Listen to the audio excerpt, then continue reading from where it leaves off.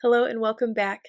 Today is Saturday, January 18th, 2025, and we are reading the second interlude of Abhorsen by Garth Nix today. So we've got a little less than 2 weeks left to read this book before we're all finished and February begins. So my face is all hot and itchy. My cat, Ray, was rubbing all over me this morning. I was watching a YouTube video. He was just a rubbing and a nuzzling, being so sweet, but I don't think I've ever said this on here. I'm allergic to cats. We have 2 cats in my house, so I'm fine petting them, everything, but I always make sure to wash my hands really good if I rub them a lot, or if I feel their little greasiness on my hands. But if they get their slobber on me, or if I get a cat hair in my eyes, it's over with. I am swelling up. I have to take Benadryl, and I can feel it right now. My eye is itchy, so I wonder if there's something in there. But this whole side of my face has been pink, and it's really calmed down since he was rubbing on me. But I had to wait to start reading for like an hour for my cheek to unswell up. But anyways, yeah. That's enough of that. I'm going to start reading this chapter. Okay. Second Interlude. The blue postal service van crunched its gears as it slowed to take the turnoff from the road into the bricked drive. Then it had to slow even more and judder to a stop because the gates that were normally open were closed. There were also people with guns and swords on the other side. Armed schoolgirls in white tennis dresses or hockey tunics, who looked as if they should be holding rackets or hockey sticks rather than weapons. 2 of them kept their rifles trained on the driver, while another 2 came through the little postern gate in the wall. The naked blades they held at the ready, catching the light of the late afternoon sun. The driver of the van looked up at the gilt, mock Gothic letters above the gate that read Wyverley College, and the smaller inscription below, which said, Established in 1652 for young ladies of quality. Peculiar bloody quality, he muttered. He didn't like to feel afraid of schoolgirls. He looked back into the interior of the van and said more loudly, We're here, Wyverley College. There was a faint rustle from the back, which grew into a series of thumps and muffled exclamations. The driver watched for a second as the mailbag stood up and hands reached out from the inside to open the drawstrings at the top. Then he turned his attention back to the front. 2 of the schoolgirls were coming to his window, which he immediately wound down. Special delivery, he said, with a wink. I'm supposed to say Ellie's dad and mum, and that'll mean something to you, so you don't go sticking me with a sword or shooting me neither.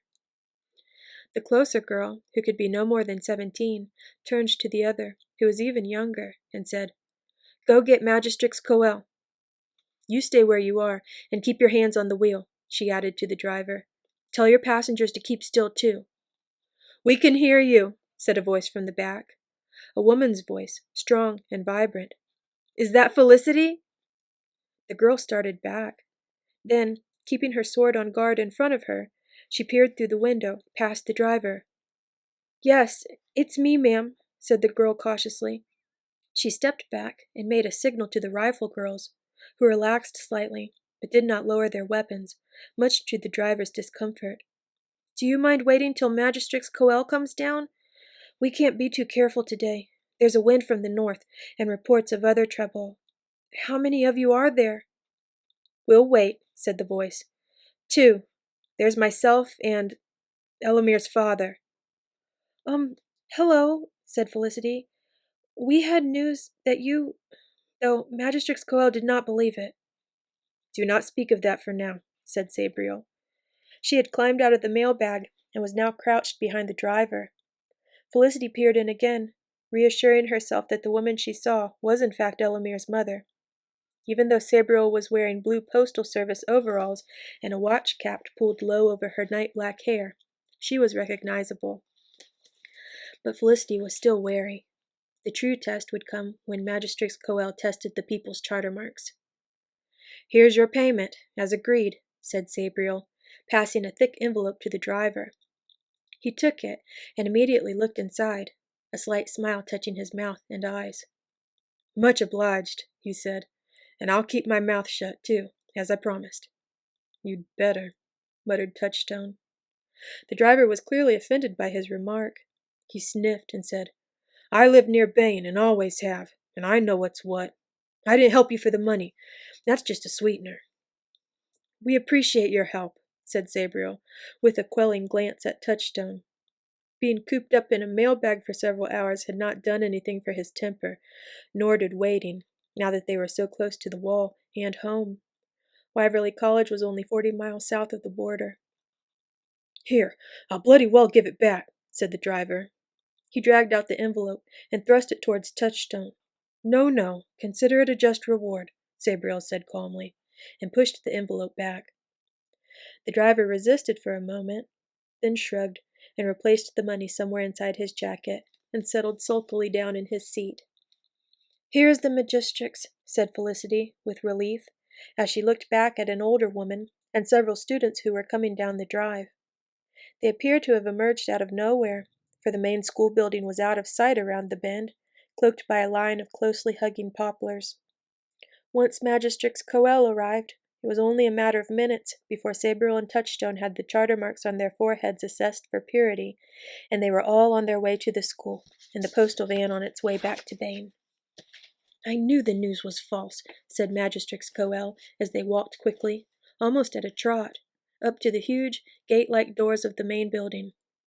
"The Corvair Times ran a photo of 2 burnt-out cars and some bodies, but had little else to say. It seemed very much a put-up job."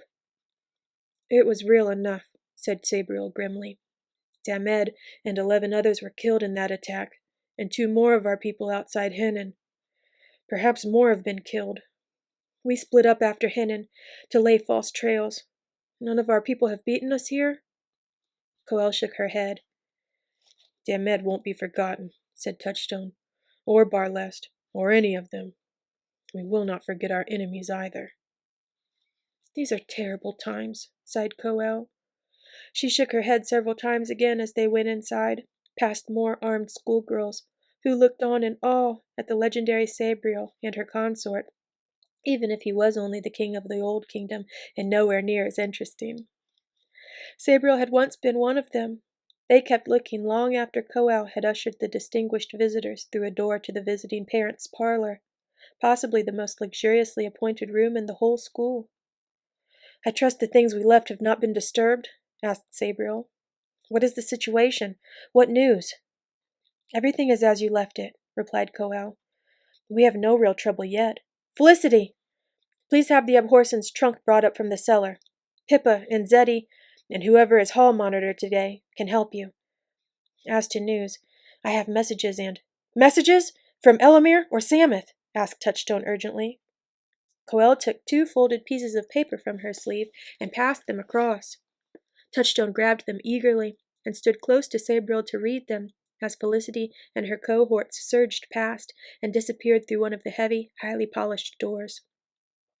The first message was written in blue pencil on a torn piece of letterhead that had the same bugle and scroll symbol that had adorned the side of the postal van. Touchstone and Sabriel read it through carefully, deep frowns appearing on both their foreheads. Then they read it again and looked at each other, deep surprise clear on their faces. "One of our old girls sent that," contributed Coel nervously, as no one said anything. "Lorna Akron Janes, who is assistant to the postmaster general. A copy of a telegram, obviously. I don't know if it ever went to your embassy." "Can it be trusted?" asked Touchstone. "Aunt Lirael? Abhorsen in waiting? Is this some other ploy to cloud our minds?" Sabriel shook her head. "It sounds like Sam," she said, "even though I don't understand it. Clearly much has been going on in the Old Kingdom. I don't think we will quickly come to the root of it all." She unfolded the second piece of paper. Unlike the first, this was thick, handmade paper, and there were only 3 symbols upon it. Quiescent charter marks, dark on the white page. Sabriel ran her palm across them, and they sprang into bright, vivid life, almost leaping into her hand. With them came Elamir's voice, clear and strong, as if she stood next to them. Mother! Father! I hope you get this very quickly. The Clare have seen much more, too much to tell in this message. There is great danger, beyond our imagining. I am at Barhedron with the guard, the trained bands, and a 784 of the Clare. The Clare are trying to see what we must do. They say Sam is alive and fighting, and that whatever we do, you must get to Barhedron by Anstear's Day, or it will be too late.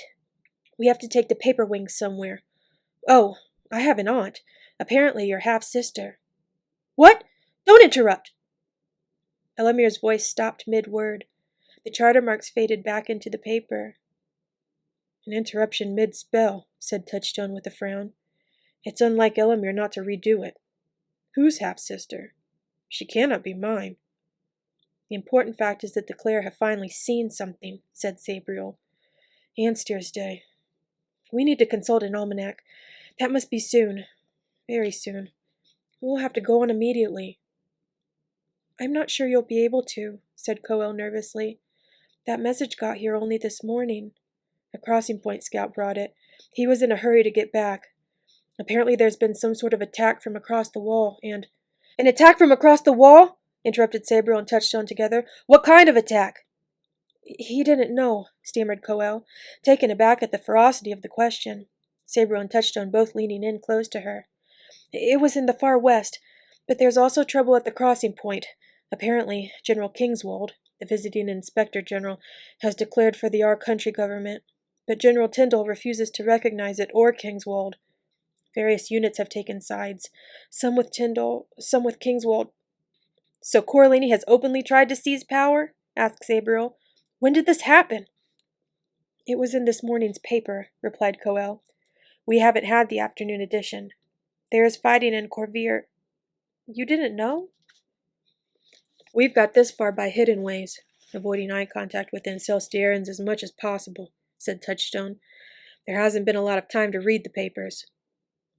The Times said the chief minister still controls the arsenal, Decision Palace, and Corvier Moot, said Coel. If he holds the palace, then he still controls the hereditary arbiter, said Touchstone. He looked at Sabriel for confirmation. Corellini cannot form a government without the arbiter's blessing, can he? Not unless everything has crumbled, said Sabriel decisively. But it doesn't matter. Corellini, the attempted coup, it's all a sideshow. Everything that's happened here is the work of some power from the Old Kingdom. Our kingdom. The Continental Wars, the influx of Southerling refugees, the rise of Corellini, everything has been orchestrated, planned for some purpose we do not know. But what can a power from our kingdom want in Ancelstier? I can understand sowing confusion in Ancelstier to facilitate an attack across the wall. But for what? And who? Sam's telegram mentions Clore, said Touchstone. Clore is only a necromancer, though a powerful one, said Sabriel. It must be something else. Evil dug up, near edge. Sabriel stopped in mid-sentence as Felicity and her 3 cohorts staggered in, carrying a long, brass-bound trunk. They put it down in the middle of the floor. Charter marks drifted in lazy lines across the lid and across the keyhole. They flared into brilliant life as Sabriel touched the lock and whispered some words under her breath. There was a snick. The lid lifted a finger's breadth, and then Sabriel flung it open to reveal clothes, armor, swords, and her bell bandolier. Sabriel ignored these, digging down one side to pull out a large, leather-bound book. Embossed gold type on the cover declared the book to be an almanac of the 2 countries and the region of the wall. She flicked quickly through its thick pages till she came to a series of tables. What is today? She asked. The date. The 20th, said Coel. Sabriel ran her finger down one table and then across. She stared at the result, and her finger ran again through the numbers as she quickly rechecked it. When is it? Asked Touchstone. Anstear's Day? Now, said Sabriel. Today. Silence greeted her words. Touchstone rallied a moment later. It should still be morning in the kingdom, he said. We can make it. Not by road, not with the crossing point uncertain, said Sabriel. We're too far south to call Paper Wing. Her eyes flashed at a sudden idea. Magistrix, does Hugh Jorbert still lease the school's west paddock for his flying school? Yes, replied Coel, but the Jorberts are on holiday. They won't be back for a month. We can't fly in an Ancelstieren machine, protested Touchstone. The wind is from the north. The engine will die within 10 miles of here. If we get high enough, we should be able to glide over, said Sabriel, though not without a pilot. How many of the girls are taking flying lessons? A dozen, perhaps, said Coel reluctantly. I don't know if any of them can fly alone. I have my solo rating, interrupted Felicity eagerly. My father used to fly with Colonel Jorbert in the corps. I have 200 hours in our Humbert trainer at home and 50 in the Beckswith here. I've done emergency landings, night flying, and everything. I can fly you over the wall. No, you cannot, said Magistrix Coel. I forbid it. These are not ordinary times, said Sabriel, quelling Coel with a glance. We must do whatever we can. Thank you, Felicity. We accept. Please go and get everything ready, while we get changed into more suitable clothes. Felicity let out an excited yell and raced out, her followers close behind. Coel made a motion as if to restrain her, but did not follow through. Instead, she sat down on the closest armchair, took a handkerchief out of her sleeve, and wiped her forehead. The charter mark there glowed faintly as the cloth passed over it. She's a student, protested Coel. What will I tell her parents if she doesn't? I don't know, said Sabriel. I've never known what to tell anybody, except that it's better to do something than nothing, even if the cost is great. She did not look at Coel as she spoke, but out through the window. In the middle of the lawn there was an obelisk of white marble, 20 feet high. Its sides were carved with many names. They were too small to be read from the window, but Sabriel knew most of the names anyway, even when she had not known the people. The obelisk was a memorial to all those who had fallen on a terrible night nearly 20 years before, when Caragor had come across the wall with a horde of dead. There were the names of Colonel Horace, many other soldiers, schoolgirls, teachers, policemen, 2 cooks, a gardener. A flash of color beyond the obelisk caught Sabriel's eye. A white rabbit ran across the lawn, hotly pursued by a young girl, her pigtails flying as she vainly tried to capture her pet. For a moment, Sabriel was lost in time, taken back to another fleeing rabbit, another pigtailed schoolgirl. Jacinth and Bunny. Jacinth was one of the names on the obelisk, but the rabbit outside might well be some distant descendant of Bunny. Life did go on, though it was never without struggle. Sabriel turned away from the window, and from the past. The future was what concerned her now. They had to reach Barhedron within 12 hours. She startled Coel by ripping off her blue coveralls, revealing that she was naked underneath. When Touchstone began to unbutton his coveralls, Coel squealed and fled the room.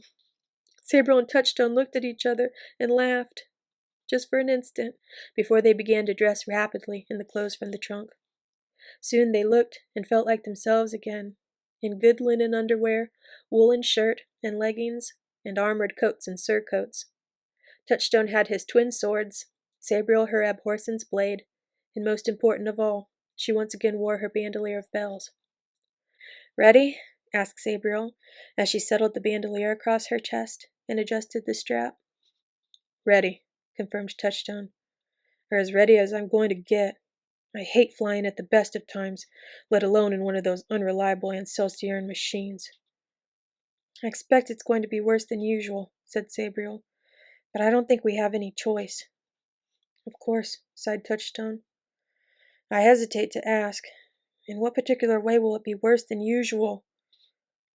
Because unless I miss my guess, said Sabriel, Jorbert will have flown his wife out in the 2-seater Beckswith. That will leave his single-seater Humbert 12. We're going to have to lie on the wings. I am always amazed at what you know, said Touchstone.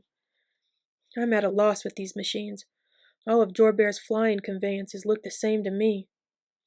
Unfortunately, they are not, said Sabriel, but there's no other way home I can think of. Not if we're to make Barhedron before the end of Anster's Day. Come on. She strode out of the room and did not pause to look back to see if Touchstone was following. Of course, he was. Jorbert's flying school was a very small affair, not much more than a hobby for the retired flying corps colonel. There was a single hangar 100 yards from his comfortable extended farmhouse. The hangar sat on the corner of Wyverley College's west field, which, suitably lined with yellow-painted oil drums, served as the runway. Sabriel was correct about the airplane. There was only one, a boxy green single-seater biplane that to Touchstone looked as if it depended far too much on its many supporting struts and wires all holding together. Felicity, almost unrecognizable in helmet, goggles, and fur flying suit, was already in the cockpit.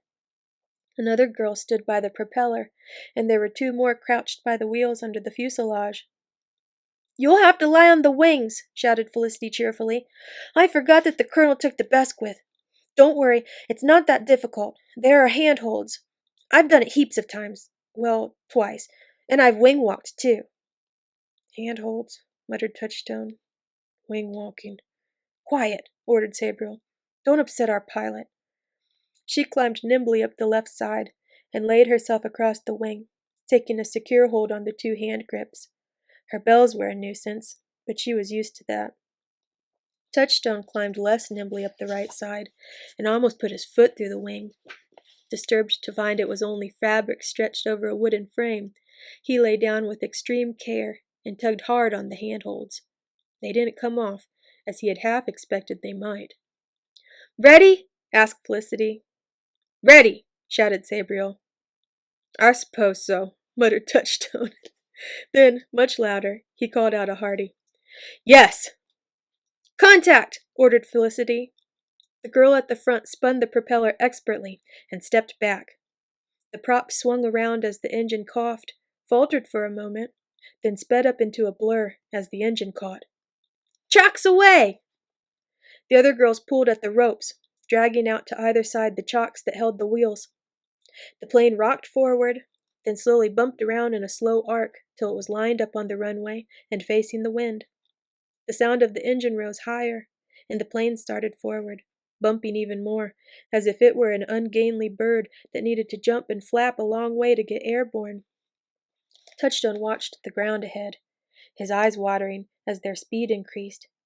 He had expected the plane to take off like a paper wing, fairly quickly and with ease and elan, but as they sped down the field, and the low stone wall at the northern end grew closer and closer, he realized that he knew nothing about Ancelstierran aircraft.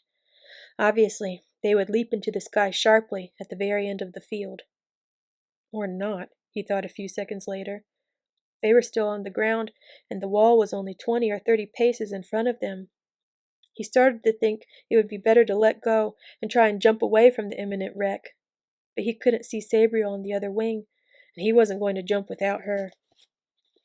The plane lurched sideways and bounced up into the air. Touchstone sighed with relief as they cleared the wall with inches to spare, then yelled as they went back down again. The ground came up hard, and he was too winded to do anything else as they bounced again, and then were finally climbing into the sky.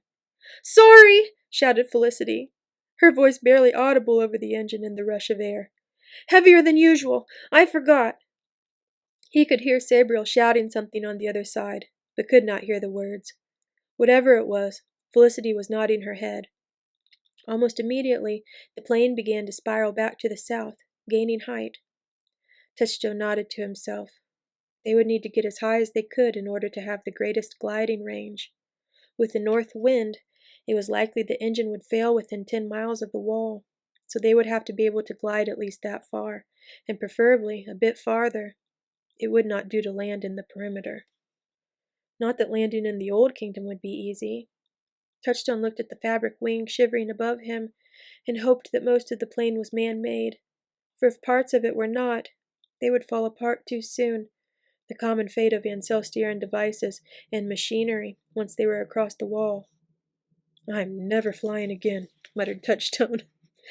Then he remembered Elamir's message. If they did manage to land on the other side of the wall and get to Barhedron, then they would have to fly somewhere in a paper wing to engage in a battle with an unknown enemy of unknown powers. Touchstone's face set in grim lines at that thought. He would welcome that battle. He and Sabriel had struggled too long against opponents manipulated from afar. Now, whatever it was, had come out in the open, and it would face the combined forces of the king, the Abhorsen, and the Clare. Provided, of course, that the king and the Abhorsen managed to survive this flight. And that is the end of the second interlude. And tomorrow we will begin part 3 of Abhorsen with chapter 17, Coming Home to Ancelstier. So, I hope you enjoyed that reading. I'm so glad that Sabriel and Touchstone are back in the mix. I'm drinking some chlorophyll water. It's good for your gut. Anyways, if you enjoyed that reading, I would love it if you would hit that like button and leave me a comment if you want. I enjoy reading your comments, and if you haven't already, please subscribe to my channel. So, it's Saturday.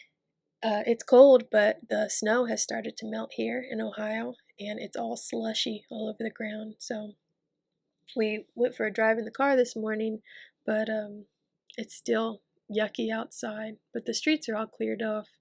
But on our land, like, the driveway is just, it looks like slushy everywhere. So I'm hoping that it doesn't freeze tonight. I haven't looked at the forecast, but a lot of times in the winter we'll have a big snow, and then the snow will melt, and before it gets all the way melted, it will freeze again, and all that snowy slush just turns into thick, bumpy ice. And then it's like, ugh. And sometimes that's even worse than trying to get around in a lot of snow, because that's, I mean, you can't drive on ice. You can't walk on ice well, but hopefully everything will be okay. Tonight I'm going to try to, excuse me, that's another thing about this chlorophyll water. It makes you burp. Anyways, tonight I'm going to try to take some video for my new movie that I'm posting on February 1st. Oh my goodness, I need to stop talking. I'm gurgle-burgling again. Anyways, I'm going to work on my video some tonight. So, I hope you guys do something fun tonight. Or rest if you need to rest. It's winter. Here at least.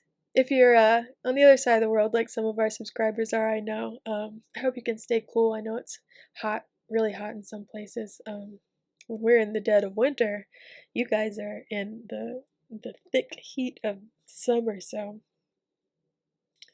cool how the world works. But anyways, I will see you tomorrow evening. I hope you have a great rest of your weekend. Enjoy. Have a great Saturday night. And until next time, take care. And as always, may your magic manifest. Bye.